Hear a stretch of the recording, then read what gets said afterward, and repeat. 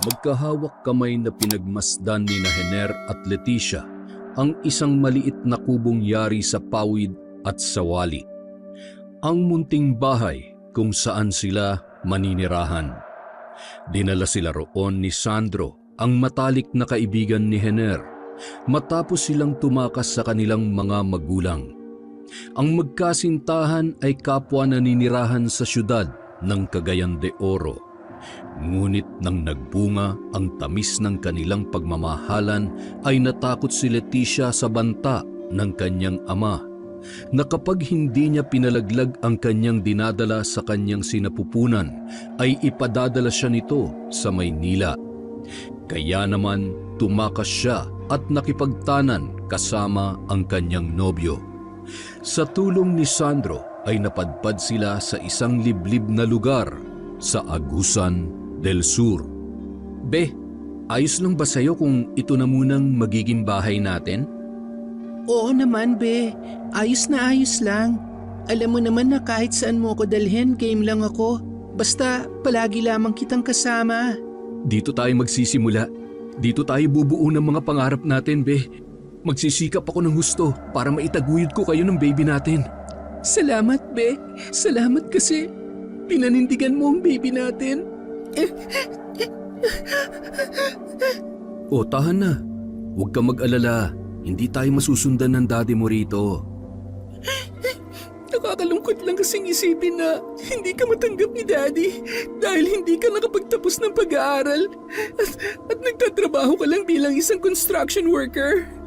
Ay, yan ang realidad ng buhay, be. Para sa iba, ang isang taong mahirap at walang natapos na kurso sadyang hindi nababagay para sa isang may kayang tao. Kagaya ninyo. Pero huwag kang mag-alala. Dito sa bago nating mundo, pupunuin natin ng saya ang bawat araw na dadaan. Pangako yan. Kaya mahal na mahal kita eh. Palagi mong pinagagaan ang loob ko. I love you, be. I love you too, be. Tahan na. Oh, lovebirds! Huwag naman sagaran ng kaswitan. Baka naman lang gamin na kayo niyan. Kanina pa tayo nakatayo rito. Halina kayo at pumasok na kayo sa inyong munting palasyo. Ba, medyo may kabigatan din tong bitbit ko, ha? Nako, pasensya ka na, Sandro.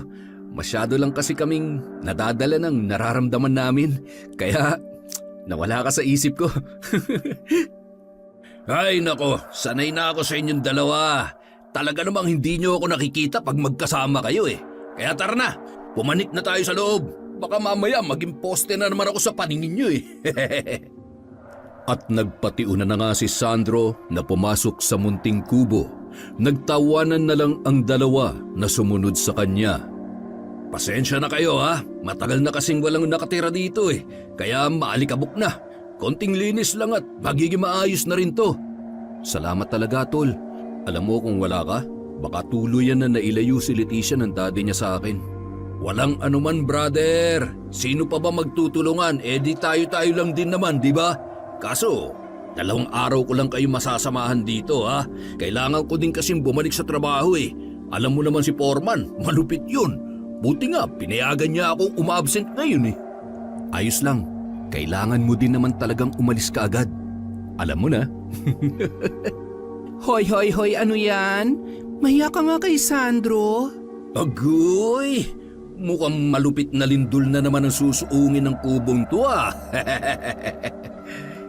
Maiba nga pala ako, Sandro. Sino bang dating nakatira dito? Oo nga pala. Nakalimutan kong sabihin. Tiyuhin ko nakatira dito dati. Tapos nung nakapag-asawa siya, lumipat sila dun sa lungsod at ipinagbili tong lupa kina Papa. At bilang nag-iisang tagapagmana, ang uniko iho ng pamilya, kayo ay binibigyan ko ng karapatan na magparami dito at manirahan hanggat gusto nyo, mga kaibigan. Kahit kailan, kuwela ka talaga, Sandro. Alam ba to ng papa mo? Baka kasi pag nagpunta siya dito, palayasin kami, ha? Huwag kang mag-alala. Alam na nila. Mas maiging araw yung may tumao rito para naman hindi ka agad nabubulok tong kubo. Nga pala, Hener, kung gusto mo magtanim ng mais, mas mabuti yun. Magandang kalidad ng lupa dito. Tiyak na magiging masagana ang iyong ani. May mga prutas din na pwede mong ipagbili sa palengke. Makakatulong yon para makaipon kayo at magagamit sa panganganak ni Letty. Aba, maganda yung sinabi mong yan, Tol. Paano bang magiging partida niyan? Yung hatian? Nako, hindi na. Sa inyo na ang kita noon pag nagkataon. Tulong na namin sa inyo yon. Isa pa, once in a blue moon lang naman kami bibisita rito. Kaya yun na lang ang magiging kapalit ng pag-aalaga nyo sa mga pananim. Ayos ba yun? Ang bait mo talaga, Sandro. Hulog ka ng langit sa amin. Aba, syempre, para saan bang pagiging mukhang anghel ko kung walang magiging pakinabang sa mundo? Salamat talaga, Tol. Tinapik ni Sandro ang balikat ng kaibigan bilang pagtugon sa pasasalamat nito. Pagkatapos ng usapang yun, nagsimula na ring linisin ng tatlo ang kubo. Nang sumapit ang hapon, nagpaalam muna si Sandro sa dalawa upang magpunta sa bayan. Dadalawin daw muna niya ang tiyuhin para mangamusta at ipaalam dito na may mga kaibigan siyang kasalukuyang nakatira sa kanilang kubo. Takip silim na nang magbalik siya sa kubo, bitbit ang isang paris ng manok. Tamang-tama ang pagdating mo, Sandro. Nakaluto na ako. O ano ba yung bitbit mo, Tol? Mga manok, ipinabibigay ng tiyuhin ko sa inyo. Alagaan nyo ito para kung dumami, meron kayong kakatayin. O di ba? Libre ulam na yun. Naku, ang bait naman ng tiyuhin mo, Sandro. Mababait talaga mga kapamilya mo, no? Ang swerte mo sa kanila. At swerte din kami dahil naging kaibigan ka namin. Ay nako, tama na nga yan. Pakiramdam ko tuloy, isa na akong gwapong santo eh. Konting bagay lang naman to, ano ba kayo? Parang kapatid ko na tong si Hener eh. Malaki ang utang na loob ko dyan. Siguro kung hindi ko yan naging kaibigan, inuuod na ako ngayon sa ilalim ng lupa. Ha? Bakit naman? Gusto ko pa sana magdrama eh, kaso kumakalam na tong sikmura ako. Kumain na nga tayo. Loko ka talaga. Matapos makapaghapunan ay nagpahinga na ang tatlo. Sa loob ng nag-iisang silid, naglatag ng banig ang magnobyo. Samantalang sa munting sala naman, pumwesto ang kaibigan nilang si Sandro. Nang gabing yun, hindi nakatulog kaagad si Leticia. Iniisip niya ang naging reaksyon ng kanyang daddy sa kanyang pagkawala. Masakit para sa kanya na lumayo sa kanyang mga magulang dahil mahal na mahal siya ng mga ito, ngunit nang maging nobyo niya si Hener ay naging iba ang ugali ng kanyang daddy. Napaiyak na lamang siya sa isipin na yon. Kinabukasan, nilibot nilang tatlo ang parte ng lupang sakop na pagmamay-ari ni Sandro. Namangha si Leticia sa sari-saring mga prutas na nakatanim doon. At dahil unang buwan nga lang ng kanyang pagbubuntis ay sobrang natatakam siyang tikman ang bunga ng mga yon, lalo na ang mapupulang bunga ng rambutan. Naaaliw namang pinagmasdan ni Hener ang kanyang mahal na nobya. Bandang 10:00 na ng umaga nang sila ay nagbalik sa kubo. Nadatnan nila roon ang tiyuhin ni Sandro kasama ang kanyang asawa. Kanina pa ba kayo rito, tiyo? Tiya? Hindi naman. Kararating lamang namin, Droy. Sina Hener at Leticia nga po pala. Sila yung mga kaibigan ko na dito titira sa kubo natin. Hener, Leticia, si Tiyo Solomon, tsaka si Tia Sonia. Magandang araw po. Mano po, Tiyo, Tia? Masaya kaming makilala kayo, mga bata. Sinadya talaga namin kayo para personal na makilala. Ang mga kaibigan nitong si Sandro ay hindi na iba para sa amin. Kaya kung may kailangan kayo, bukas ang palad naming tumulong sa inyo. Maraming salamat po. Marami silang napagkwentuhan nung araw na yon at nalaman ng magnobyo na hindi nabiyayaan ng anak ang dalawang matanda dahil sa mas matanda ng 10 taon si Sonia sa kanyang asawa. At nung nagkakilala sila ay nasa 40 anyos na si Solomon, pero kapansin-pansin ang pagkagiliw ng mga ito sa kanila. Hindi rin napigilang magkwento ni Hener na ulilang lubos na siya. Namatay ang kanyang mga magulang noong unang taon niya sa high school dahil sa isang aksidente. Itinaguyod niya ang sarili sa pamamagitan ng pagko-construction. Yun ang naging trabaho niya hanggang makapagtapos siya ng high school sa ALS. Hanggang sa makilala niya si Leticia at naging nobya na nauwi sa pagtatanan. Bandang hapon na magpaalam ang mag-asawa na nag-iwan pa ng mga pangaral. Nang sumunod na araw ay nagpaalam na si Sandro para umuwi ng Cagayan de Oro. Inihatid nila ito sa terminal ng bayan kasama ang tiyuhin at tiyahin nito. O paano? Tutuloy na ako ha? Mag-iingat kayong dalawa ni Leticia, brother ha? Alagaan mo siya ng mabuti. Huwag bibigyan ng problema para iwas stress. Baka kung mapano ang baby natin. Opo, padre. Tol pala. Salamat ha. Ikaw naman, Leti, kumain ka ng mga masustansyang pagkain para maging healthy ang inaanak ko. Huwag puro hotdog at itlog nitong si Hener ang kinakain mo, ha? Ay, napaka mo talaga. Kapi po, Ginoong Sandro. Maraming salamat. Ay, ano ba naman kayo? Minsan na ako maging seryoso eh. Pagbigyan nyo na ako. Oh, tiya, pakitingnan-tingnan po sila ha. Kayo lang po ang maaasahan ko dito. Huwag ka mag-alala, Sandro. Hindi namin sila pababayaan. Lagi namin silang dadalawin. Oo, ayan na ang jeep. Sumakay ka na, Sandro. Malayo-layo pa ang biyahe mo. Mag-iingat ka, ha? Nang makaalis na si Sandro, dinala naman ng mag-asawa ang dalawa sa pamamahay nila. Doon nila sila pinagtanghalian at pinabaunan pa sila ng bigas at ulam sa kanilang pag-uwi. At nang makarating na sila sa kubo, walang sinayang na oras ang dalawa. Pinupog nila ng halik ang bawat isa at pinagsaluhan ang isang mainit na pagtatagpo. Dahil sa walang malalapit na kapitbahay, hindi na napigilan ng dalawa na magpakawala ng mga pag-ungol na nagpapatindi sa kanilang bakbakan. Malayo ang kubo nila sa sentro ng baryo kaya wala silang mga kapitbahay. Maglalakad pa ng kalahating oras bago marating ang sentro. Doon ay may nag-iisang tindahan na mabibilhan ng pang-araw-araw na pangangailangan.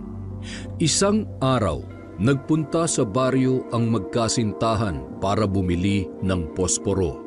Dahil nga sa sila ay bago pa roon, sa kanila nakatuon ang pansin ng mga taong kanilang nadadaanan.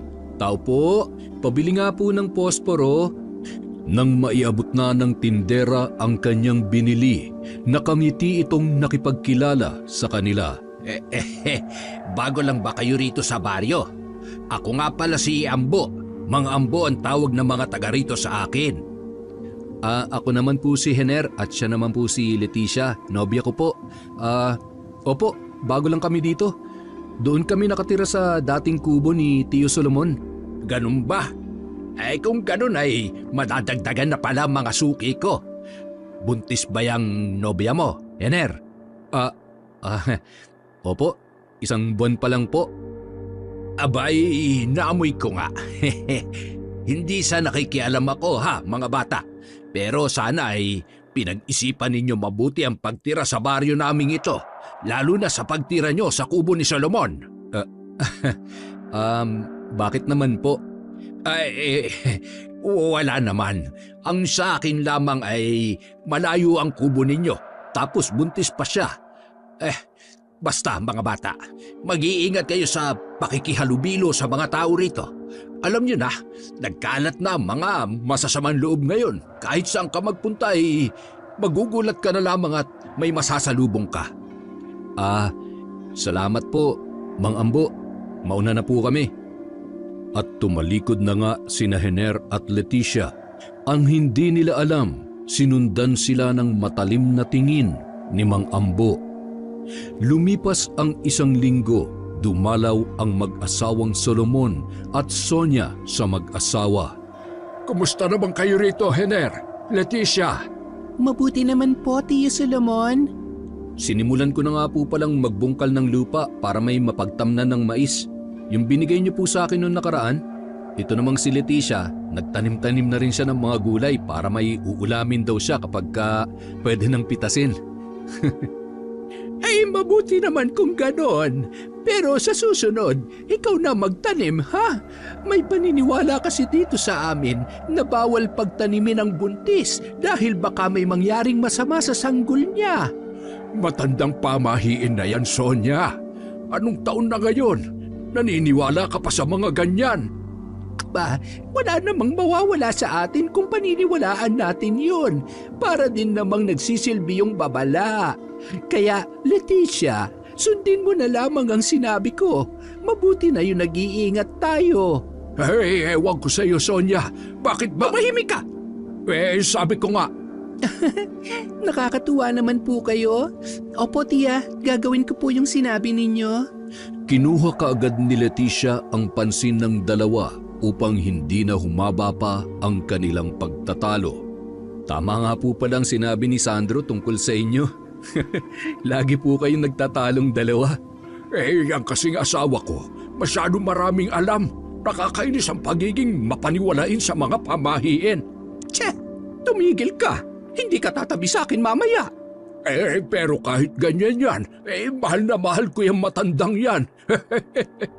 Kung makapagsalita ng matanda, hindi ka na nga makapagpatayo dyan. Napangiti na lamang sina Hener at Leticia nang masaksihan ang asaran ng mag-asawa. Sana tayo din, be. Ano, magpapatayo? Baliw ka talaga. Hindi, ibig kong sabihin, sana tayo din. Sana pagtanda natin, maging masaya rin tayo katulad nila. Siyempre naman, be. Pinapangako ko sa iyo yan. Hinding-hindi tayo maghihiwalay, magunaw man ang mundo. Nahawa ka na kay Sandro sa mga banat mo, ha? Nakurot na lang ni Leticia ang nobyo sa tagiliran nang kinindatan siya nito sabay labas ng dila na parabang nang aakit. Nagdaan ang 5 buwan, malaki-laki na ang umbok ng tiyan ni Leticia. Dahil kahit papaano ay nasanay na siyang magtungo sa baryo na mag-isa, ay tinahak niya na ang daan papunta roon kahit na dumidilim na ang paligid. Hindi pa kasi nakakauwi si Hener. Maaga pa na magpaalam itong ilako ang mga sariwang gulay sa sentro. Nag-alala na siya kung bakit hindi kaagad nakauwi ang kanyang nobyo. Di bateryang flashlight lamang ang kanyang dala na magsisilbing tanglaw sa kanyang daraanan. Nasa sentro na siya nang hinarang siya ng isang malaki at kulay itim na pusa. Hindi niya maipaliwanag ang sumikdol na kaba nang mapansin niyang hindi yun gumagalaw sa kinatatayuan, na parabang hinihintay siyang makalapit. Upang pawiin ang nararamdaman, napilitan siyang kausapin ang sarili. Pusa lang yan, Letty. Pusa lang. At nang nasa tapat na siya ng pusa ay bigla itong tumakbo papalapit sa kanya. Binangga ang isa niyang paa at pinagkakalmot yun. Aray! Pilyo kang pusa ka! Sinipa niya ang pusa at matapos itong tamaan ay tumakbo na ito papalayo at naglaho sa dilim. Lintik na pusa yun, nasugatan tuloy ako. Aray ko naman ang hapdi. Marahan na pinahid ni Leticia ang tumulong dugo sa sugat niya sa paa. Nang ituwid na niya ang kanyang likod para maglakad ulit, biglang sumulpot si Mang Ambo sa kanyang harapan. Gabi na, Leticia. Saan bang lakad mo't naglakas loob ka pang pumunta rito sa sentro? Mang Ambo, kayo pala. Hinahanap ko ho kasi si Hener. Napansin niyo ho ba siya? Alam mo bang bawal sa isang buntis ang gumala sa gabi? Lalo na't wala man ng takip sa ulo at hindi itim ang duster. Makukuha mo ang pansin ng mga aswang dahil dyan. Aswang ho? Oo, mga aswang na nasa paligid lang. Mag-iingat ka, Leticia. Baka ika'y pinagmamasdan lang ng isang aswang. Ay, siya nga pala. Si Hener ay nasa tiyanggi ko. Hindi na nakatanggi sa inuman. Unang beses nakipag-inuman ni Hener, kaya nakaramdam ng pagkairita si Leticia sa kanyang nobyo. Hindi na niya napansin pa ang pagtitig ni Mang Ambo sa maumbok niyang tiyan na tila ba may pinag-aaralan doon. Nagpatiuna na siyang maglakad upang pauwiin na ang kanyang nobyong si Hener. Agad naman niyang nakita si Hener na mukhang lamuna sa alak. Agad din siya nitong napansin at nagpangising-ngising nilapitan siya at inakbayan. Be, bakit ka ba nagpunta dito? Pauwi na rin naman ako eh. Umuwi na tayo, Hener. Lasing ka na. Uy, hindi ako lasing ha. Nakainom lang konti. At teka, galit ka ba? Hindi. Galit ka yata eh. Sabi mo, Hener, di ba dapat, be? Sabing hindi ako galit eh. Umuwi na nga tayo. Hener, mukhang kailangan mo nang umuwi. Madilim na. Hindi maganda sa isang buntis na kinagabi sa daan. Uy, mga ambo. Akala ko ba, ihi ka lang. Umihi ka na yata eh. Saan ka ba nagpunta? Tagal mo nang bumalik, tagay mo na yun. Sige na, bukas na lamang tayo magkwentuhan. Siguradong hindi pa naghahapunan si Leticia. Baka nagugutom na yung nobya mo. Kinabukasan, nagising si Hener na masakit ang ulo. Be, sorry ha. Naparami yata yung inom ko. Hindi ko kasi matanggihan ang mga kababaryo natin. Pero huwag ka mag-alala, hindi ko naman ginalaw ang perang kinita ko sa paglalako ng mga gulay. Narito sa bulsa ko, kumpleto to. Akala ko ba hindi mo ko bibigyan ng sama ng loob? Bakit ka naman ganyan, be?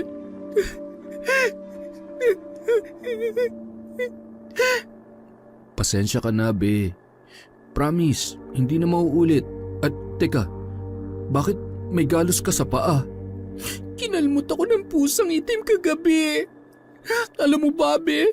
Muntik na ako himatayin sa kaba kagabi dahil sa sinabi ni Mang Ambo na may aswang daw dito sa baryo natin. Anong pusa? May humarang na pusa sa akin kagabi. Pinagkakalmot yung pa ako. Buti na lang at kagad kong nasipa kaya tumakbo palayo. Walang aswang, be. Ilang buwan na din naman tayo dito. Wala naman akong narinig na may aswang na gumagala sa baryo.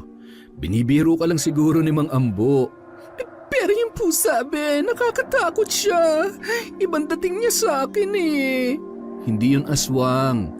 Baka gutom na pusa lang yun, be. Huwag mo nang isipin yan. Masa-stress ka lang eh. Tapo! Leti! Brother! Nandyan ba kayo? Teka, boses ni Sandro yun ah. Si Sandro nga yun, be. Oh, tol. Napadalaw ka. Halika, pasok.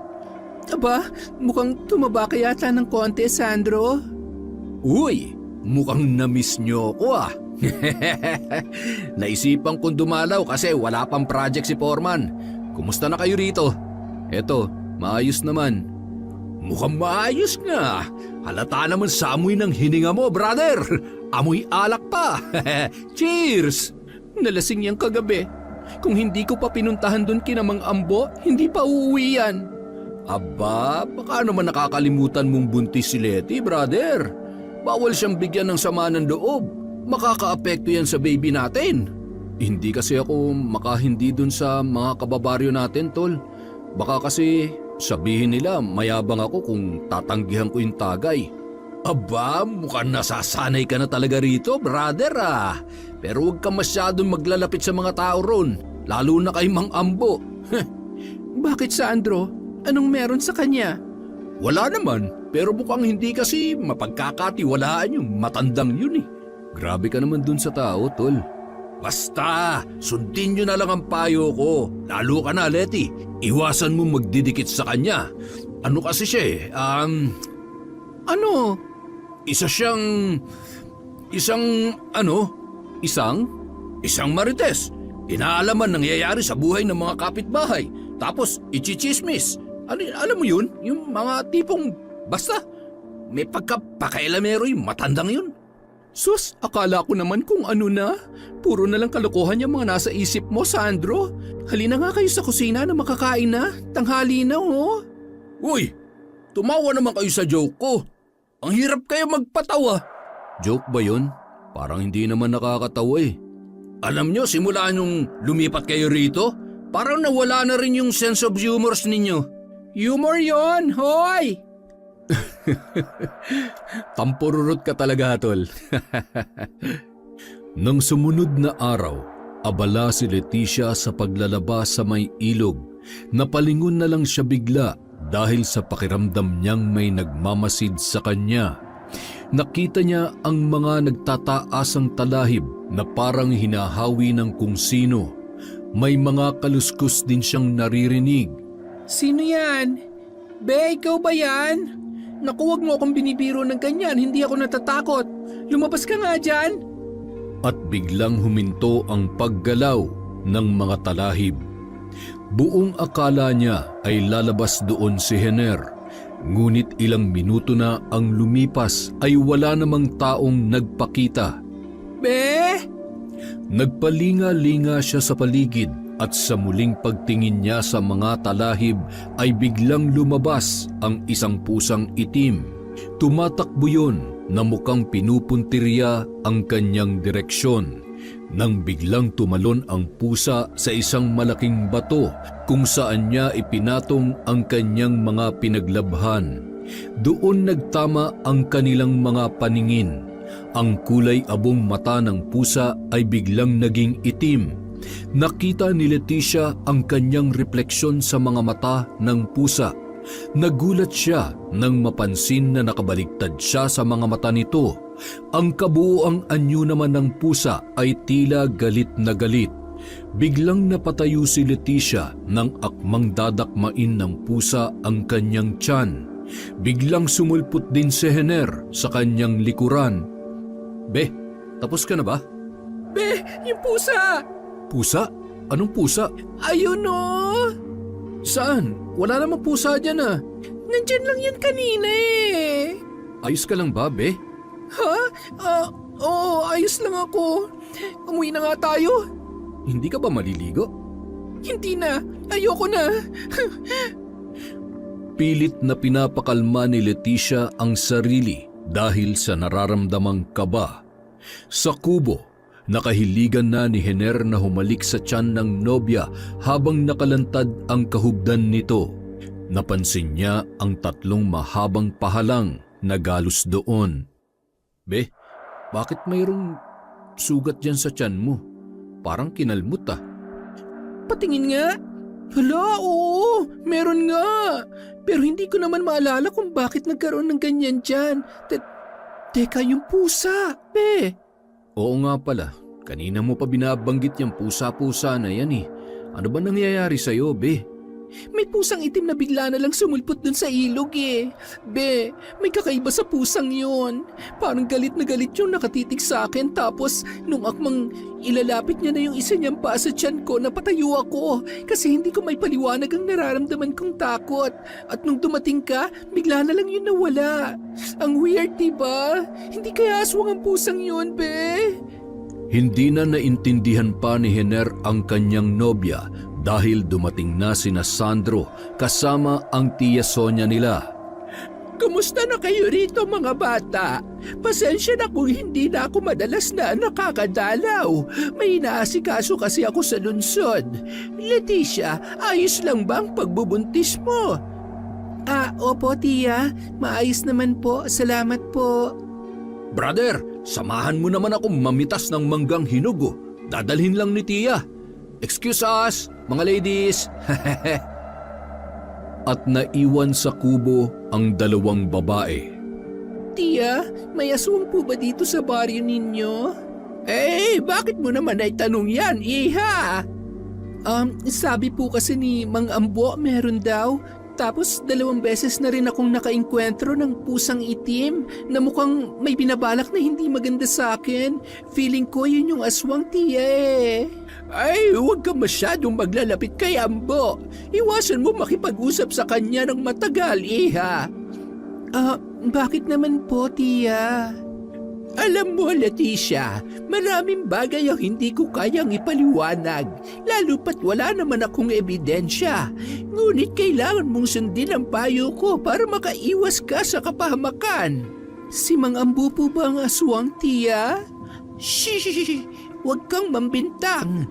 Baka may makarinig sa'yo at makasuhan pa tayo. Basta, lumayo ka sa kanya, iya. Lumipas ang 3 buwan.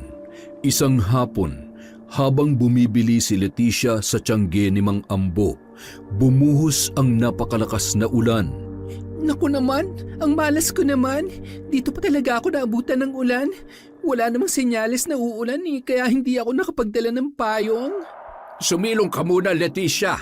Bakit ba ikaw pa nagpunta dito? Ayan tuloy, inabot ka ng ulan. Para sana makapag-exercise, Mang Ambo. Malapit na kasi ang kabuwanan ko eh.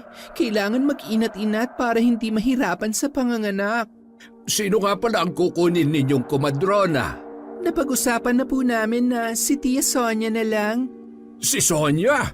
Opo, kamakailan lang po namin nilaman na marunong pala siyang magpaanak kaya siya na lang po ang kukunin namin, Mang Ambo. Huwag siya! Po? Ay, ang ibig kong sabihin ay, wow! Ayos yan! Pero baka sakaling magbago ang isip ninyo. Makakatulong ako sa panganganak mo. Isa rin akong hilot kung hindi mo na itatanong. Napakunot noon na lamang si Leticia sa tinuran ng matanda. Kung ganun ay may kakayahan din pala si Mang Ambo na magpaanak. Ngunit sumagi sa isip niya ang dating sinabi ni Sonia na umiwas sa matanda. Nangilabot na lang siya nang maisip na isa itong aswang. Kahit hindi pa tuluyang tumitila ang ulan, nagpasyang umuwi na lamang si Leticia. Habang tinatahak ang daan pauwi, natanaw ni Leticia ang isang pamilyar na pusang itim na nakatayo sa gitna ng kanyang binabaybay na daan. Ilang di pa lamang mula sa kanya. Binalot na naman siya ng takot. Nagdadalawang isip siya kung babalik ba o magpapatuloy na lang sa paglalakad. Mas pinili niya ang huli para makaiwas sa kung anumang pakay ng pusa. Ngunit napansin niya na sumusunod ito sa kanya. Binilisan niya ang paglalakad at panay ang lingon sa likod. Dahil sa hirap siyang kumilos, halos abutan na siya ng pusang tumatakbong nakasunod sa kanya. Huli na nang mapagtanto niya na bumangga siya sa katawan ng isang tao. Ayos ka lang ba, Leticia? Mang Ambo, may pusang sumusunod sa akin. Pusa? Anong pusa? Pusang itim, Mang Ambo. Ay, yan ba ang tinutukoy mo? Meow! Halika rito. Pasensya ka na kung natakot ka sa pusa ko, Leticia. Gala kasi ito kung saan-saan nagsususuot. Sa inyo po ang pusang yan, Mang Ambo. Oo, alaga ko ang pusang ito. Bakit? Sa nalaman, mas lumalim ang kutob ni Leticia na aswang nga talaga si Mang Ambo.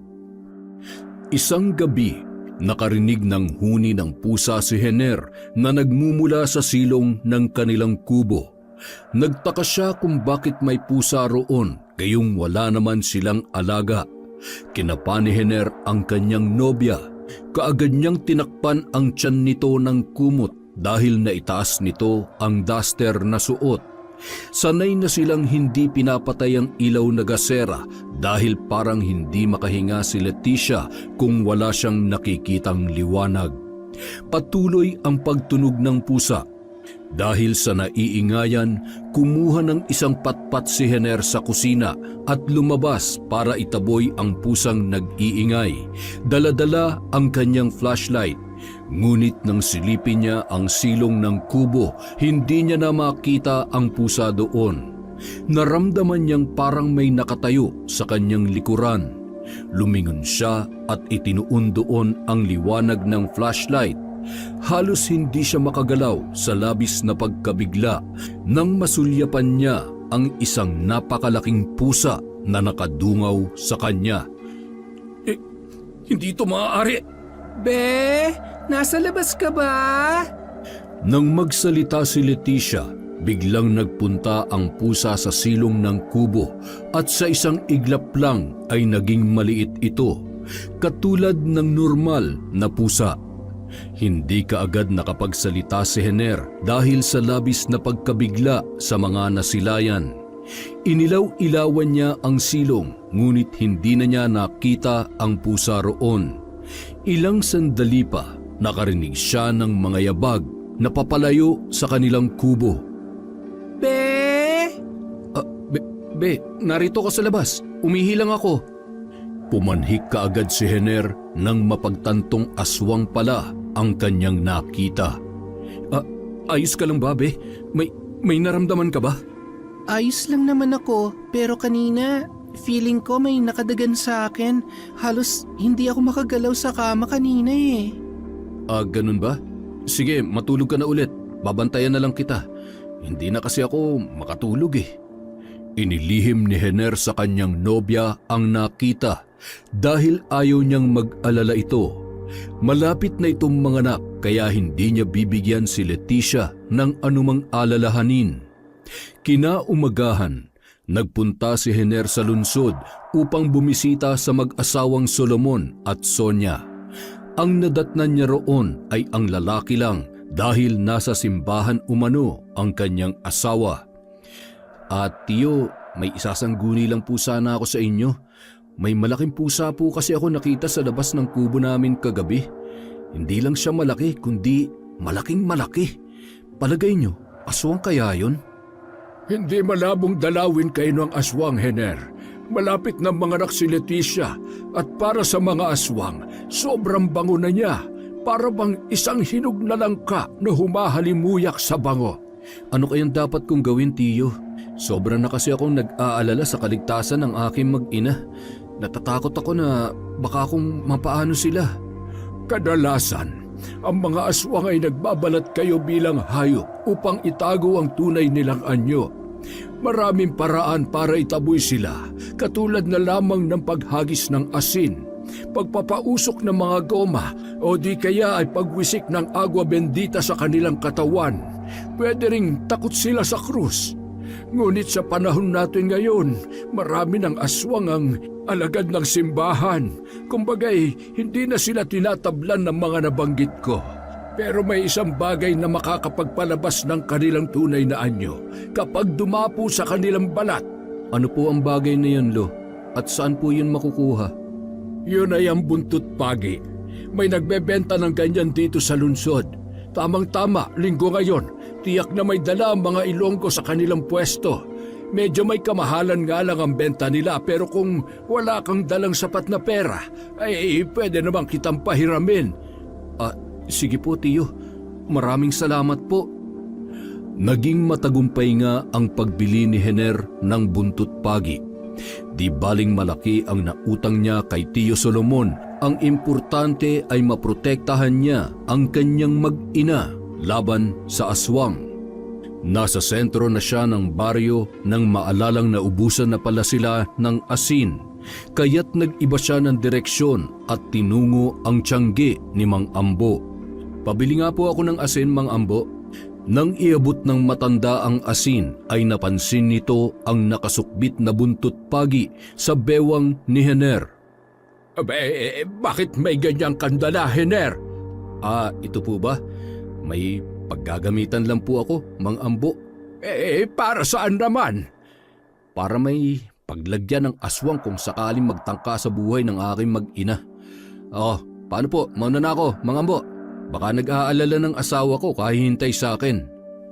Napansin ni Hener ang tila pagkabahala sa muka ni Mang Ambo, ngunit hindi niya na lamang yon pinansin.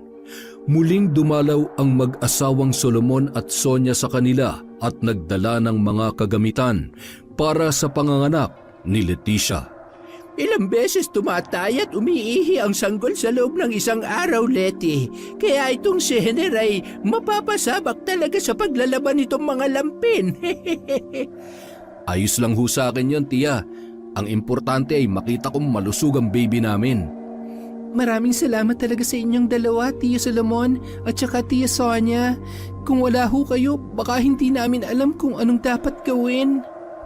Ako nga ang dapat magpasalamat sa inyo, Letty. Dahil sa inyo'y naranasan ko maging isang ama. Naranasan namin kung paano maging mga magulang. Para ko na rin kayong mga anak.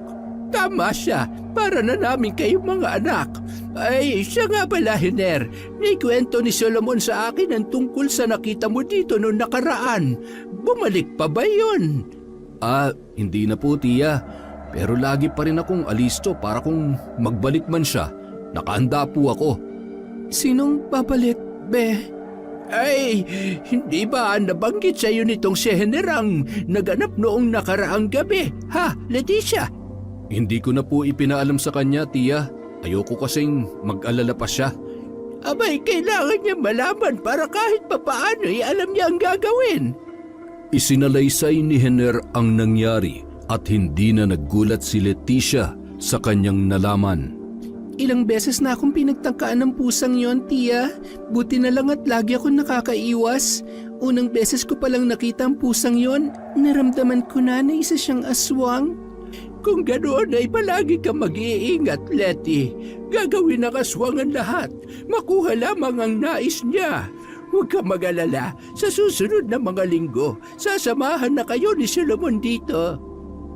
Nang gabing yon, hindi mapakali si Leticia. Pabaling-baling siya sa higaan. Tumatagaktak ang kanyang pawis. Sa laki ng kanyang tiyan ay hirap siya sa paggalaw. Panay naman ang pagpapaypay niya sa kanyang sarili.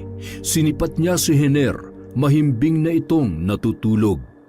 Ngunit biglang napaupo si Leticia mula sa pagkakahiga nang maramdamang tila may dumapo sa kanilang bubungan.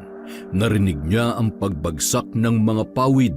Indikasyon yun na may umaapak na mabigat doon. Bawat pag-apak ay tila gumagalaw ang buong bubungan. Biglang huminto ang paglakad at dahan-dahang may humawi ng ilang parte ng pawid. Sumilip ang isang pares ng mapupulang mga mata. May aswang! Kahit anong yugyug ni Leticia sa katabi, ay nananatiling mahimbing pa rin ang tulog nito. Hinanap ng kanyang mga mata ang buntot pagi. Nakasabit yon malapit sa maliit nilang bintana na nasa gilid ni Hiner. Nakaramdam siya ng sakit sa tiyan na parabang kinakalikot ang loob nito. Napahawak siya sa braso ni Hiner, padiin ng padiin. Aray, ang sakit naman yan, be.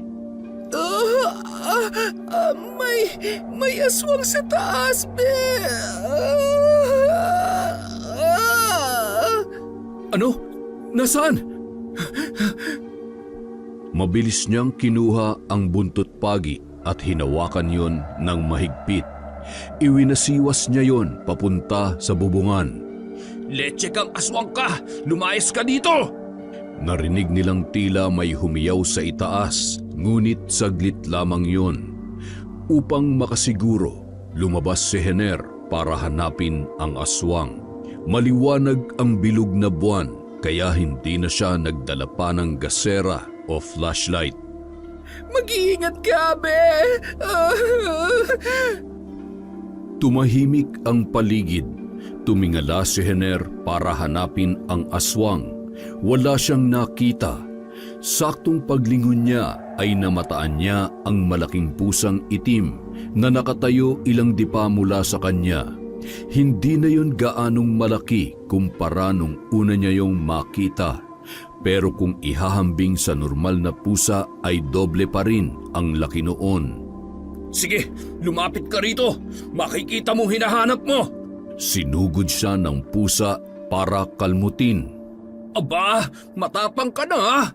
Kahit binabalot ng takot ay nagtapang-tapangan pa rin si Hiner. Ayaw niyang ipakita rito ang tunay niyang nararamdaman. Ilang beses niyang inihampas ang buntot pagi sa pusa pero lagi itong nakakailag at mas lalo lang tumatapang ang anyo nito. Hinigpitan ng maigi ni Hiner ang pagkakahawak sa buntot pagi at mas lalong nilakasan ang kanyang loob. Sa muling paghataw niya ay tinamaan niya na ang pusa Umusok pa ang parte ng katawan nito na tinamaan ng buntot pagi. Napaatras ang pusa at kumaripas ito ng takbo. Bigla na lamang yung naglaho sa dilim. Be, ayos ka lang ba dyan? Oo, ayos lang ako. Pumanhik ka na dito. Nawala ng pananakit ng tiyan ko, be. At hindi na nga nakatulog pa ang magkasintahan nung gabing yon. Kinaumagahan, nagpunta si Hiner sa tiyanggi ni Mang Ambo upang i-deliver ang mga order nitong buko. Mang Ambo, napano po yung tagiliran nyo? Nagsibak ako ng kahoy kahapon. Aksidente kong nataga itong tagiliran ko. Ay nako, ganito talaga kapag matanda na. Nagpadala sana kayo sa klinika sa lungsod para magamot yung sugat nyo. Hindi na kailangan. Marami akong alam na halamang gamot na makapagbibigay lunas dito. Ilang araw lang ang paggamit sa mga yon ay maghihilom na din ang sugat kong ito. Huwag mo akong alalahanin, Hiner. Sigurado po ba kayong ayaw nyo? Sasamahan ko po kayo. Huwag ka na mag-alala. Ano ka ba? Kaya ko naman ito. Kayo pong bahala, Mang Ambo, ha? Habang nagsisibak ng kahoy si Hiner, hindi niya maiwasang isipin ang pusa. Nasisiguro niyang tinamaan niya yon. Siguro naman ay magtatanda ka ng aswang ka. Anong binubulong-bulong mo dyan, be? Naalala ko lang yung aswang na pusa kagabi. Siguro hindi na yun babalik. Nakatikim na eh. Umurong ka muna doon banda, be. Baka matamaan ka nitong mga maliit na piraso nitong mga patpat. Alam mo ba, be? Habang nagsisibak daw si Mang Ambo kahapon ay nasugatan niya yung sarili niya. Sa bandang tagiliran, ayaw nga magpadala sa klinika eh. Sabi ko, sasamahan ko na siya. Sa tagiliran ba ka mo, be? Hindi ka ba nagtataka? Unang kita pa lang natin kay Mang Ambo, nalaman niya na agad na buntis ako kahit hindi ko naman sinasabi. Di ba sinabi niyang naaamoy niya yon? Tapos siya mismo nagsabi sa akin na mag-iingat sa umaaligid na aswang dahil nambibiktima daw yon, lalo na sa mga buntis. Hindi lang yon, yung itim na pusa na lagi kong nakikita at yung pusang itim na nahataw mo ng buntot pagi, parang iisa lang, be. Kasi ang pusang yon, alaga yun ni Mang Ambo. Hindi kaya nagbabalat kay Yushan ang yung pusa para maitago ang tunay niyang pagkatao? Teka, ano bang ibig mong sabihin, be? Parang naguguluhan yata ako ah. Sa tingin ko, si Mang Ambo, siya ang aswang, be. Ha? Be, sigurado ka ba dyan? Basta nararamdaman kong siyang aswang, be. Siya talaga. Ang sugat niya nagpapatunay na siya ang aswang na tinamaan mo ng buntot pagi kagabi. May punto ka naman dyan, be. Pero huwag tayong basta-basta manghuhusga sa ating kapwa. Baka magkasala pa tayo. Kung tama man yung hinala mo, umanda siya sa akin. Lintik lang ang walang ganti. Muling dumalaw si Sandro sa magkasintahan. Sasamahan niya ang mga ito hanggang sa mga anak si Leticia dahil kabuwanan na ng babae. Excited na ako. Malapit na lumabas ang inaanak ko. Mabuti naman at dinalaw mo ulit kami, tol. Ang dami kong gustong ikwento sa'yo. Ako man ay may nais ding ipaalam sa'yo, brother. Kinausap ako ng daddy ni Letty. Kinukulit ako. Alam niya daw kasing ako nagtatago sa inyo. Nakikiusap ako, tol. Huwag mong sabihin na nandito kami. Yun nga ang pinoproblema ko ngayon eh. Bakit, Sandro? Pinagbantaan ka ba ng daddy ko? Uy, hindi ah. Nakukonsensya lang ako, Letty. Nung nagpunta sa akin yung daddy mo, halos hindi ko siya makilala. Ang laki ng ipinayat niya. Para bang dumaan sa isang karamdaman, tapos umiyak siya sa harapan ko. Nagmamakaawa na sabihin ko sa kanya kung nasaan ka dahil miss na miss ka na raw nila. Kawawa naman si daddy. Pero hindi na ako uuwi sa kanila. Si Hiner na ang buhay ko ngayon at ang magiging anak namin. Tiyak na kapag nagpakita ako sa kanya, ilalayo niya kami kay Hiner para ituloy ang masamang binabalak niya sa baby namin. Yun din naman ang iniisip ko pero nakakaduro ng puso yung makitang umiiyak ang isang ama. Mukhang dinamdam niya talaga ang paglalayas mo, Letty. Hayaan mo, tol. Pagkatapos na makapanganak ni Letty, magpapakita din kami sa pamilya niya. Sa ngayon, tiisin na muna natin ang ganitong sitwasyon. Tama ka, brother. Sapat na sigurong sabihin ko na maayos ang lagay ni Letty. Ano nga palang ikukwento mo? May irereto ka bang chick sa akin? Basta yummy ha, game ako dyan. Loko, wala uy. Si Letty kasi, tol. Ano, kambalang anak nyo, brother? Ha? Saan mo naman nakuhang pinagsasasabi mong yan? Relax ka lang, may sasabihin ako eh. Akala ko kasi kambal eh. Malaki kasi ang tiyan ni Letty kumpara sa ibang buntis na malapit ng mga anak. O, ano ba yung sasabihin mo? Inaaswang ako, Sandro. Ano? Inaaswang? Abay, manabang. Hindi naman uumbok yan tiyan mo kung hindi ka inaswang nitong si Henner. Hindi ako nagbibiro. Totoong may nakita kaming aswang sa anyong pusang itim. Natamaan pa nga ni Henner ng buntot pagi ang katawan ng aswang eh. Uwe, di nga. Totoo ba yan? Totoo, tol. At may pinaghihinalaan kami kung sino ang aswang na yon. Sino naman? Sa atin lang muna to ha. Pero malakas ang kutob kong si Mang Ambo ang aswang na umatake sa amin. Alam nyo, dating may asawa yang si Mang Ambo eh. Manghihilot yan, kaya nung nabuntis ang kanyang asawa, siya na mismo nagpaanak doon. Kumadrona ang tawag ng iba sa kanya, ngunit nang manganak ang kanyang asawa, namatay yun. Ang nakapagtataka pa raw, wala namang bangkay ng sanggol na nakita sa bagong panganak na ali. Hindi naman nagbigay komento si Mang Ambo sa mga pangyayari at sa paglipas ng panahon, hindi na inuungkat pa ng mga tao sa baryo na ganap sa buhay ni Mang Ambo. Wala na rin kumukuha sa kanya bilang tagapagpaanak kasi naging usap-usapan daw dito noon na aswang nga yang si Mang Ambo at siya mismo ang kumain sa bagong silang nilang sanggol. Talaga ba? Meron bang makapagpapatunay sa sinabi mong yan, Sandro? Si Tia Sonia nagsabi sa akin noon. Magkaedad kasi sila ng asawa ni Mang Ambo at kaibigan niya pa yun.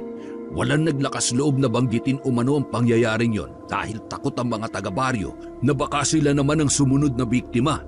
Pero matagal na panahon na yon at wala rin naman daw ebidensya kaya tikom ang bibig ng mga tao. Kung ganun, tama palang hinala mo, be. Isa nga siyang aswang. Isang mainit na tanghali, nagpunta si Leticia sa tabing ilog upang maligo. May dala-dala siyang asin at bawang na inilagay sa loob ng maliit na plastik para kung sakaling magpakita sa kanya ang pusang itim ay ihahagis niya ang mga yon sa naturang pusa. Dahil sa mabagal ang kanyang paglalakad, kaagad niyang napansin na may sumusunod sa kanya. Lumingon siya at wala naman siyang nakita. Habang patuloy siyang naglalakad ay naririnig niya ang mga yabag sa kanyang likuran. Ramdam niya na parang may mga matang nakasunod sa bawat kilos niya. Hinawakan niyang mabuti ang plastik na bitbit habang nakikiramdam sa paligid, naririnig niya ang sunod-sunod na malalim na paghangos. Parang gigil na gigil. At nang napadaan siya sa taniman ng mais, biglang sumulpot na naman ang itim na pusa. Napasigaw si Leticia dahil sa pagkabigla. Nang makabawi, kaagad din niyang hinagisan ng asin ang pusa. Hindi naman ito nag-abalang lumingon man lang sa kanya. Dire-diretso ito sa paglalakad papunta sa kabilang parte ng daan. Ngunit ang paghupasana ng kaba ni Leticia ay nagdulot ng biglang, Hindi maganda sa isang buntis na nag-iisa, iha. Mang Ambo, ano pong ginagawa niyo dito? Hinahabol kayong pusa ko. Nakatakas na naman kasi. Doon po siya nagpunta. Nakita ko. Ambo, bakit ka naririto sa lupang hindi mo naman pag-aari? Tia Sonia, buti po nandito na kayo. Oo, doon ako dumaan sa shortcut, Letty. Tiningnan ko kasi kung pwede na bang anihin ang mga kape. napansin ni Leticia ang masamang tinginan ng dalawang matanda. Parang kinikilatis ang bawat isa. Sa huli, unang nagbitaw ng tingin si Mang Ambo. Masama na bang tumungtong sa lupang hindi naman sa akin? Hindi ko naman inaangkin ito ah. Nakikidaan lamang ako. Pwes, maaari ka nang umalis. Huwag ka nang makialam dito. Bakit? Natatakot ka ba? Ikaw ang dapat na matakot. Nagpalipat-lipat ang tingin ni Leticia sa dalawa. Kahit hindi niya matukoy ang punto ng bawat isa, naniniwala siyang itinataboy si Mang Ambo ni Tia Sonia dahil pinuprotektahan siya ng matandang babae. Bago umalis si Mang Ambo ay nag-iwan siya ng isang matalim na titig sa naturang matanda. Tia, mabuti na lamang at dumating kayo. Baka kasi kung ano na nagawa sa akin ni Mang Ambo. Huwag ka na munang tumuloy sa ilog, Letty. Mahirap na. Baka bumalik pa siya. Opo, Tia. Salamat po. Pagdating ni Letty sa kubo, dapat kasi isinama mo ko, be. Kung hindi dumating si Tia Sonia, baka napahama ka na. Huwag na natin yung pag-usapan. Nangyari na nangyari. Ang importante, hindi nasaktan si Letty. Hindi ba natin siya susugurin? O di kaya naman ay ipaalam natin sa mga taga-baryo na aswang si Mang Ambo para malaman na ng lahat. Hindi na. Wala naman tayong sapat na ebidensya. Baka tayo pa ang pagbayarin ng malaking halaga kung magkakalat tayo ng balitang ganyan. Pero kailangan nating aksyonan ng bagay na ito. Mahirap na, baka sa susunod ay magtagumpay na siyang patay ng sanggol sa sinapupunan ko. Ako na ang gagawa ng paraan. Mamayang gabi, be, kapag tulog na ang lahat, susunugin kong bahay niya. Game ako dyan, brother. Magsabi ka lang kung anong oras, sasamahan kita para matigil ng kaswangan niya. Sana'y hindi kayo mapahabak sa binabalak mo, Hener. Sasabahan ko si Letty dito mamaya. Pagdating ng gabi, inihahanda na ng magkaibigan ang sulong gagamitin. Nilagyan nila yon ng sapat na dami ng gas at nagsalin sa 2 container ng gasolina. Hinihintay lang nila na lumalim pa ang gabi para gawin ang kanilang binabalak. Teka, nasaan na ba si Tia Sonia? Oo nga, kanina ko pa siya hinahanap eh. Nakita kong lumabas siya. Tinatawag siguro ng kalikasan. May boses palang kalikasan? At nagsasalita para tumawag? Wala naman akong narinig Naku naman, tol. Ngayon ka pa talaga nagpatawa. Eto naman, masyado naman kasi tayong seryoso eh. Aray, be, sumasakit ang tiyan ko. Manganganak na yata ako. Be, teka, anong gagawin ko? Hanapin mo si Tia, siya magpapaanak kay Letty, di ba? Sa wakas, may nasabi ka ring matino, tol. Teka, nasa na ba kasi si Tia Sonia? Bilisan mo na, be, baka lumabas na ang bata. At hinanap na nga ni Hener si Tia Sonia sa loob at labas ng kanilang bakuran. Tia? Tia Sonia? Manganganak na po si Leticia. Naging malikot ang mga mata ni Hener nang marinig ang ingay ng pusa. Tol, Sandro! Magsaboy ka ng asin sa bintana! Mukhang naririto na naman ang aswang! O tol, handa na rin ang itak ko! Bakit mo kaya itong nagkakagulo kayo, Hener? Nakakagulat naman po kayo. Saan po ba kayo nanggaling, Tia? Si Leticia po kasi mukhang manganganak na.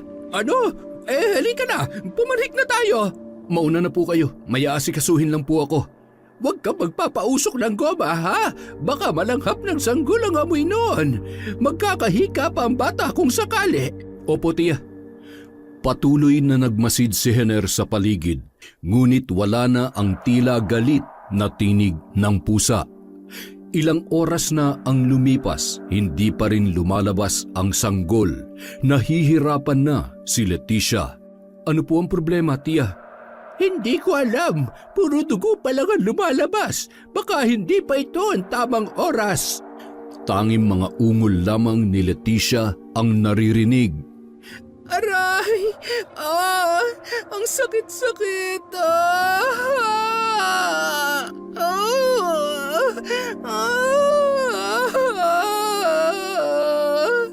Hindi kaya pinaglalaruan tayo ng aswang? Hindi kumibo si Sonia, kaya nagmamadaling kinuha ni Hener ang gasolina at posporo, pati ang itak at ang buntot ng pagi. Pumanaog siya sa kubo at mabilis na naglakad papalayo. Tol, saan ka pupunta? Dito ka lang, tol. Bantayan mo muna si Leticia. Baon ang determinasyong magtatagumpay sa binabalak, tinalunton ni Hener ang daan patungo sa tiyanggian ni Mang Ambo. Nasa malapit na siya nang salubungin siya ng pusang itim. Wala siyang nararamdamang takot. Sa mabilisang kilos, ilang beses niya itong pinaghampas ng buntot pagi. Namilipit naman ang pusa dahil sa sakit. Nagtatakbo ito na parabang nalilito kung saan siya magtutungo. Wala ka nang uuwian pa, aswang. Susunugin ko ng bahay mo. Anong ginagawa mo, Henner? Alam kong isa kang aswang. Malas mo dahil akong yung kinalaban. Hindi ko alam ang pinagsasasabi mo, binata. Huwag ka na magmaang-maangan pa. Ikaw ang dahilan kaya naghihirap ngayon si Leticia. Biglang tumalim ang tingin ni Mang Ambo. Sa isang iglap lang ay tumakbo kaagad ito. Sinundan siya ni Henner. Kahit nasa 60 taong gulang na ito ay nakikitaan pa rin ng kaliksihan. Ang bilis ng galaw ng matanda ay hindi kayang sabayan ni Henner. Hindi niya ito maabutan. Humanda ka sa aking animal ka! Napamura na lang si Henner nang mapagtanto ang direksyong tinatahak ni Mang Ambo. Patungo yon sa kanilang kubo. Hindi ko hayaang saktan mo mag-ina ko! Sa abot ng kanyang makakaya, mas lalo pang binilisan ni Henner ang pagtakbo. Nasa bakuran na siya ng kanilang kubo nang tuluyang makapanhik na ang matandang si Mang Ambo sa itaas. At nakasunod pa rin siya dito. Unang bumungad sa kanya ang takot na muka ni Sandro. Tol, may aswang! Nasa loob ang aswang! Sinundan ng tingin ni Henner ang tinuturo ng kanyang kaibigan. Sa loob ng kanilang silid, nakatayo doon si Ambo.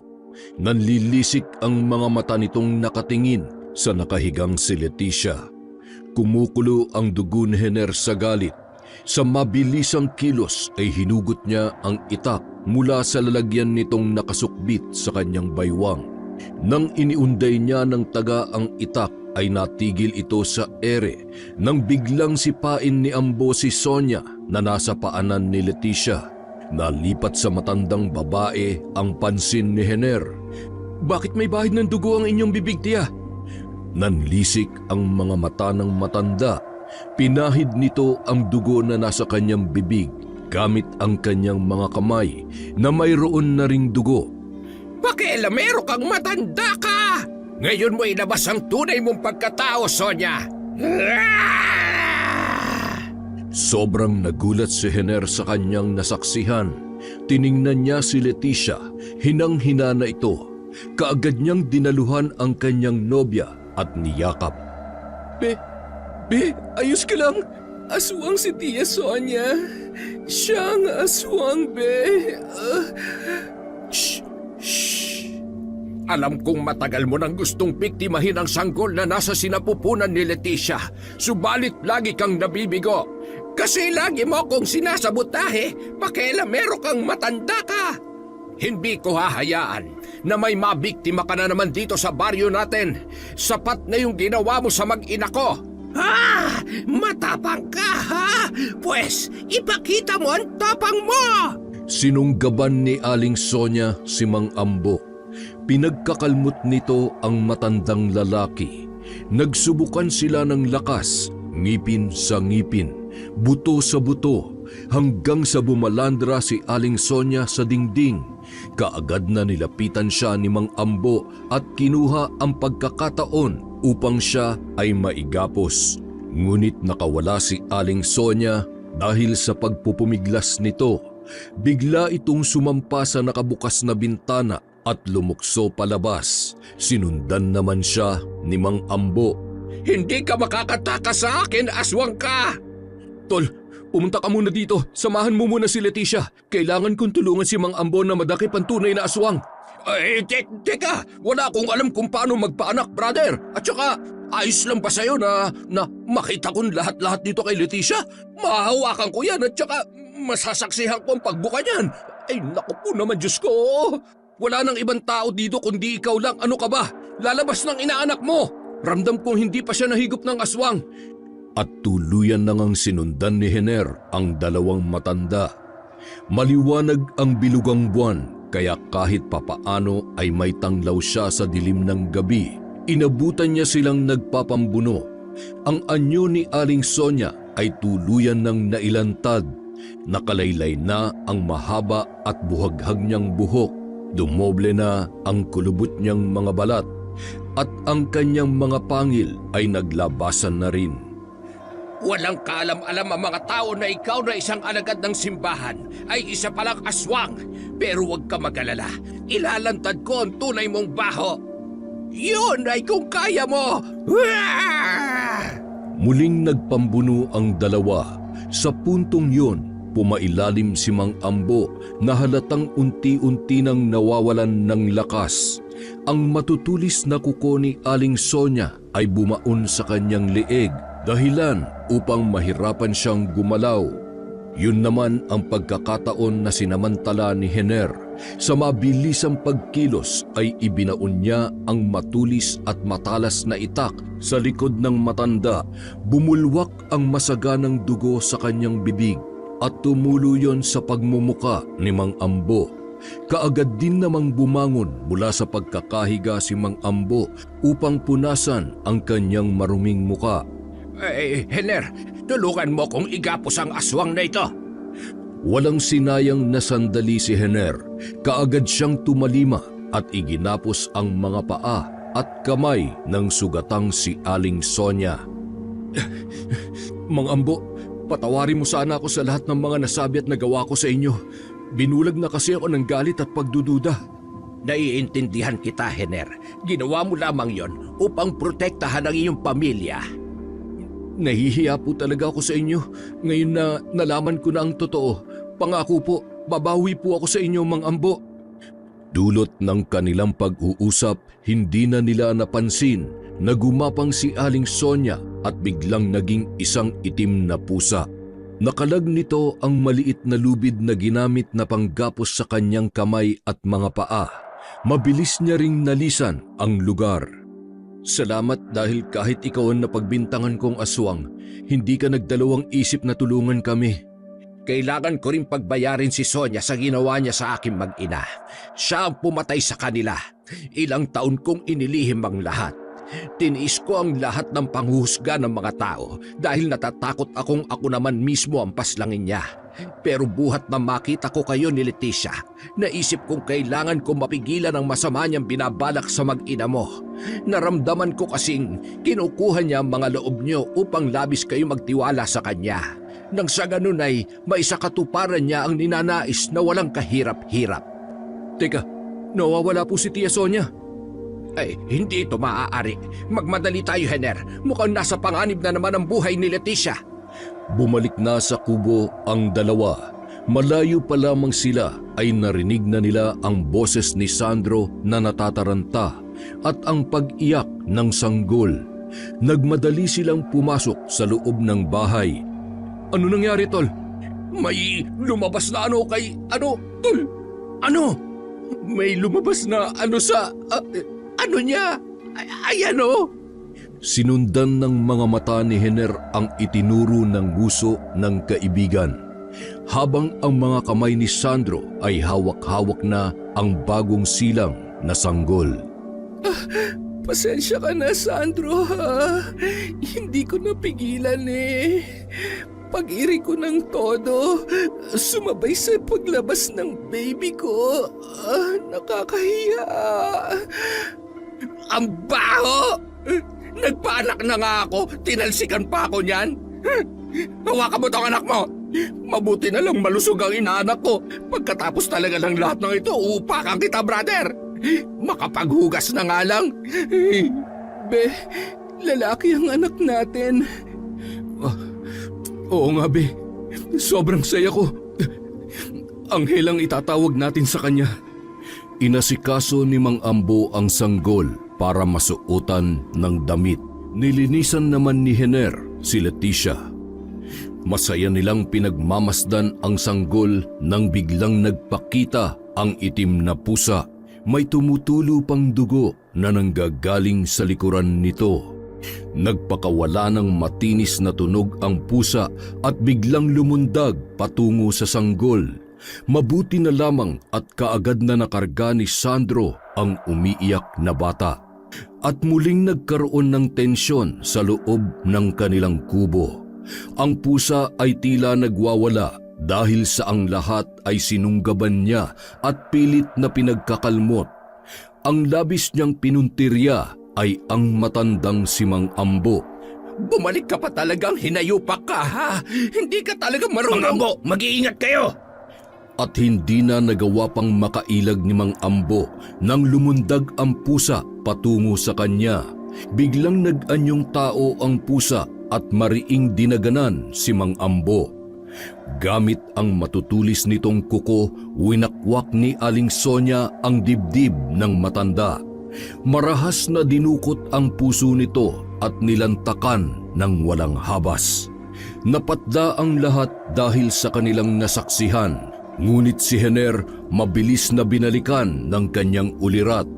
Kinuha niya ang buntot pagi at makailang beses na hinampas ang katawan ni Aling Sonia. Umuusok ang bawat parte na tinatamaan ng buntot pagi at nagkakaroon ng malalalim na sugat. Sonia! Ang tatlo ay nagulat sa biglaang pagdating ni Tio Solomon. Nasilayan nito ang asawa sa anyong aswang na unti-unting nalalagutan ng kanyang hininga. Walang nagsasalita. Ang bawat isa ay naghihintay kung sino ang unang magbubuka ng kanyang bibig. Ilang sandali pa, binasag na ni Tio Solomon ang katahimikan sa buong paligid. Ngayon ay nauunawaan ko na kung bakit bigla kang nawawala sa gitna ng gabi, Sonia.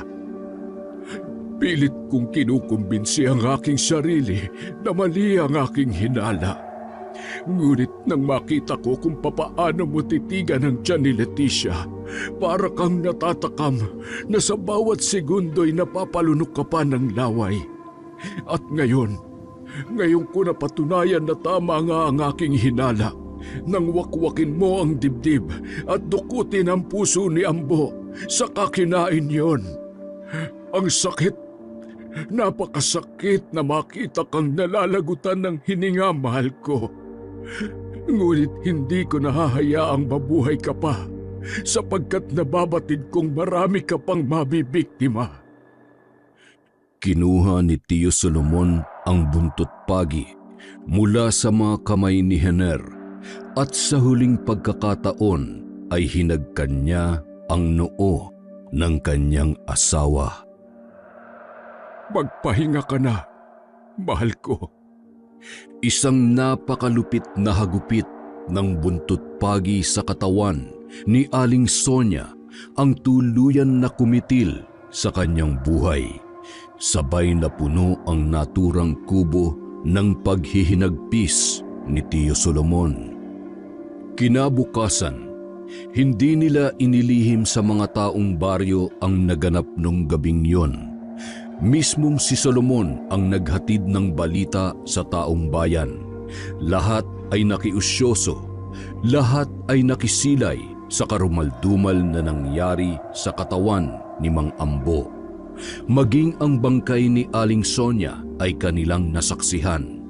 Umugong-ugong ang balita at mga bulong-bulungan at ang lahat ay nagkaisa sa pagbuo ng isang desisyon. Tio Solomon, nasa inyo po ang huling pasya. Sandro, tulungan mo ako. Opo, Tio. Ibinuhos ni Sandro at Solomon ang gasolina sa loob at labas ng kubo. Saka yun sinindihan ni Tio Solomon. Magkayakap naman sina Hener at Leticia kasama ang kanilang anak habang pinagmamasdan ang kabuuan ng kubo na patuloy na tinutupok ng apoy. Parang kailan lang nakaharap tayo sa kubo para bumuo ng panibagong buhay kasama ang isa't isa. Sa loob ng 9 na buwan, naging saksi ang kubo sa ating pagmamahalan. Masakit na makitang sinusunog na ito ngayon. Ang lahat na nangyari ay naganap dahil may dahilan ng Diyos, Pe. Maaaring sinusubok tayo upang mas lalo pang maging matatag at para na rin maghatid sa atin ng aral upang sa huli maramdaman nating naririyan lang siya. Ano ng plano nyo ngayon? Uuwi kami sa Cagayan de Oro, Tol. Kasama mo. Tama ang desisyon mo, brother. Apir nga. Lalapitan ko lang si Tio Solomon, Tol, ha? Sige lang, brother. Nang mapansing tapos nang mag-usap ang dalawa, lumapit sina Hener at Leticia sa kanila. Tiyo, humihingi po ako ng tawad dahil sa nagawa ko kay Tia Sonia. Hindi ko naisip na siya palang... Huwag mo nang alalahanin ang bagay na yan, Hener.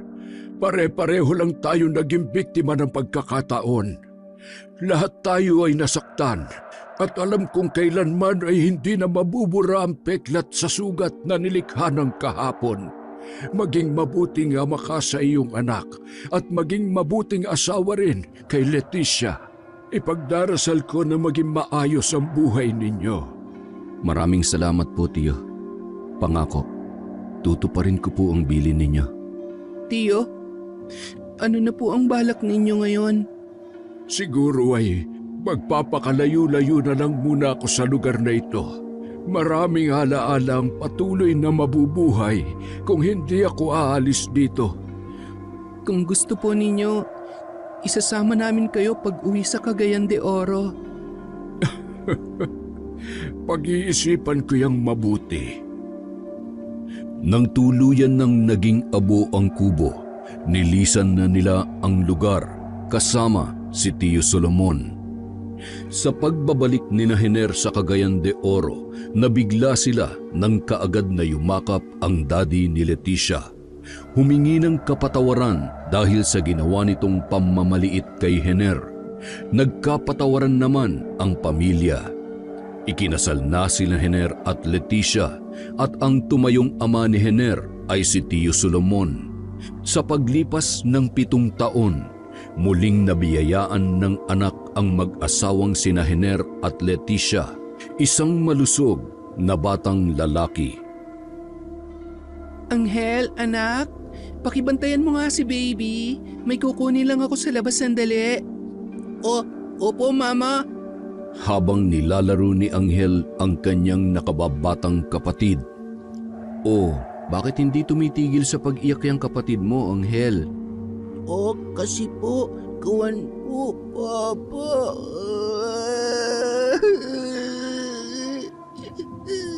Anong ginawa mo sa kapatid mo, Anghel?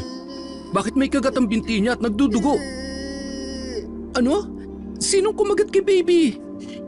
Nanggigil po kasi ako sa kanya, Mama. Kaya nakagat ko siya. Anak naman. Sorry po, Mama. Hindi ko kasi mapigilan. Huwag mo nang uulitin yan, Anghel, ha? Nasugatan tuloy ang kapatid mo. Dadalhin lang namin sa ospital. Huwag kang lalabas dito sa bahay. Maliwanag ba yon? Tumango na lamang ang bata habang nagpapahid ng kanyang luha. Brother, wala ka bang napapansin sa anak mong si Anghel? Bakit, Tol? Para kasing may kakaiba sa kanya eh. Hindi ko lang maipaliwanag kung ano ha. Minsan kasi narinig kong may kausap siya. Tapos nung tinitingnan ko naman, siya lang mag-isa. Akala ko nga naglalaro lang eh. Tapos narinig kong sinabi niya na masarap naman daw ang dugo. Pero bad daw na mangagat siyang muli. Ayaw daw niyan tumikim ng karne ng tao. Ay, baka naman naglalaro nga lang yung bata, Tol. Baka nga. Pero alam mo, kausapin mo rin siya minsan ha, tungkol sa mga bagay na ganyan. Gagawin ko yan, Tol. Salamat. Medyo busy lang kasi ngayon sa trabaho kaya hindi ko na masyadong natututukan si Anghel. Isang gabi, maliwanag ang buwan. Naglalaro si Anghel sa may sala nang marinig ni Hener na tila may kausap ang kanyang anak. Pinakinggan niya ang mga sinasabi nito. Ayaw ko niyan. Hindi ako kumakain ng ganyan. Hindi naman yan masarap eh. Yung tugo ng tao? Oo, masarap yun. Pero hindi ako nakain ng ganyan eh. Hilaw yan eh. Sa mga narinig buhat sa kanyang anak ay napakunot ng noo si Hener. Binulabog ng pagtataka ang kanyang sarili. Saan naman kaya natutunan ni Anghel ang mga pinagsasasabi niya? Anghel, anak? Sinong kausap mo? Alis ka na. Nandito na si Papa. Bilis! Anak, sinong kausap mo? Si Lola Sonia po, Papa. Lola Sonia? Opo, Papa. Yung matandang lagi nagbibigay ng hilaw na karne sa akin, pero tinatanggihan ko po. Kakaibang kaba ang naramdaman ni Hener nang banggitin ng kanyang anak ang pangalang Sonia. Kaya naman kinaumagahan nakipag-usap siya kay Tiyo Solomon. Hindi ko nga rin po maipaliwanag ang naramdaman ko nung sinabi sa akin yun ni Anghel, Tiyo. Hindi kaya naiwanan ni Sonia ang sumpa sa bata noon? Ano po ang ibig niyong sabihin? Ayon kasi sa mga sabi-sabi, kapag hindi umano nagtatagumpay ang aswang na kainin ang isang sanggol, nag-iiwan ito ng isang sumpa. Bali, ipinamamana nito sa bata ang pagiging aswang niya. Kung ganun, hindi malabong nasumpa si Anghel? Parang ganoon na nga, iho. Sumapit na naman ang gabi. Narinig ni Hener ang mahinang pagtawa ng kanyang anak. Nagalit ako sa classmate ko, kaya kinagat ko siya.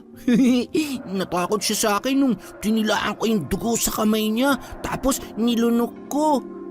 Anak, may kausap ka ba dyan? Nagkukwentuhan lang po kami ni Lola Sonia, Papa. Doon ka na muna matulog sa kwarto namin ni mama mo, ha? Tara na. Mamaya na po, Papa.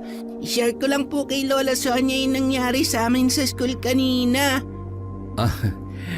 Nasaan ba yung sinasabi mo na Lola Sonia na yan? Boses lang pong naririnig ko eh. Hindi ko po siya nakikita. Sabi niya, masarap daw ang karne ng tao. Totoo po ba yon? Diba, sabi mo lagi kanyang binibigyan ng karning hilaw? E di dapat nakikita mo siya kung ganon. Biglang may narinig si Hener na tunog ng pusa. Ano yun, anak? Pusa po. Sabi po ni Lola Sonia, yun daw po ang gabay ko. Lagi ko yung makakasama kapag nakatikim na ako ng karne ng tao. Ang pusa din po kasi ang nagdadala ng karne sa akin, Papa. Ang lahat ng sinabi ni Anghel ay ni-record ni Hener. Nang gabing yon ay hindi niya hinayaang makatulog dahil binabantayan niya ang bawat pagkilos ng kanyang anak. Kinabukasan, maaga silang nagtungo sa bahay ni Sandro. Ipinarinig niya sa kaibigan ang naging usapan nila ng bata. Kailangan maagapan natin to, tol. Baka kung ano pang mangyari sa inaanak ko.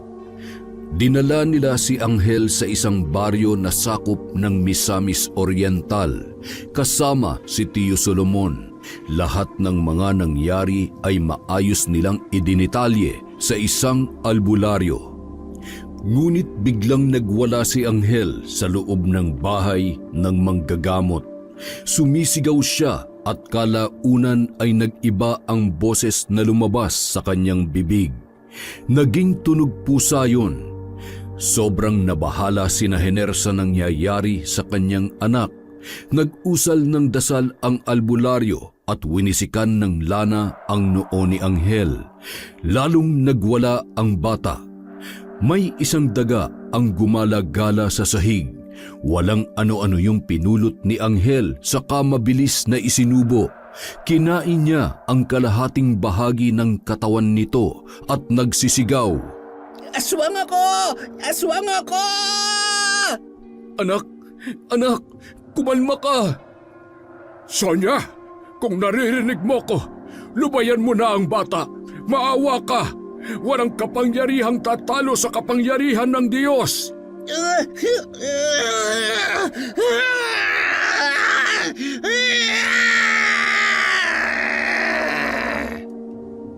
Nag-usal ng dasal ang albularyo at sa puntong yon ay pinaliguan nito si Anghel ng lana sa kanyang ulo. Pinayakap sa kanya ang gintong krus habang binabasbasan siya. Patuloy lang sa pagsigaw ang bata na tila namimilipit na sa sakit hanggang sa biglang naisukan nito ang isang maliit na itlog. Kasing liit ito ng holen at kulay itim. Walang humpay sa pagtagaktak ang pawis ni Anghel matapos ang kanyang pagwawala. Inapakan ng albularyo ang itlog. Napisa ito at umalingasaw ang nakakasulasok na amoy na nagmumula rito. Sa wakas, ligtas na ang bata sa sumpa ng aswang. Paano naman po yung pusa na sinasabi ni Anghel, Tiyo? Siguro ay sinusubukang lasunin ng kamandag ng itlog na yan ang utak ng bata. Kaya nakakausap at nakikita ni Anghel ang itim na pusang nakakulong sa loob ng itlog. Papa, uwi na po tayo. Anak, hindi mo na ba naririnig yung boses ng matanda? Sino pong matanda, Papa? Yung matanda na may-ari ng kaibigan mong pusa na laging nagdadala sa iyo ng pagkain? Pusa?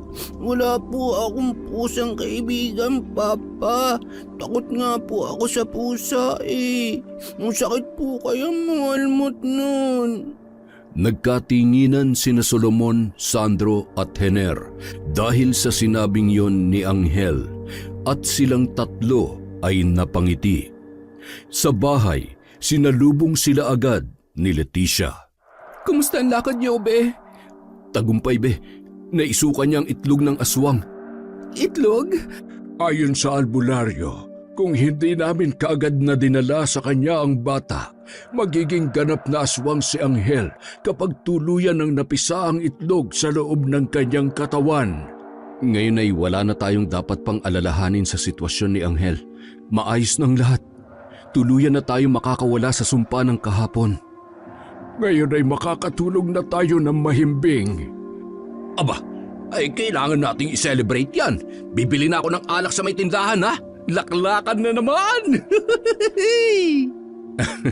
Kahit kailan ka talaga, tol. Pero sige, sagot ko yan. Magmula noon, namuhay na ng mapayapa ang buong pamilya ni Hener at Leticia.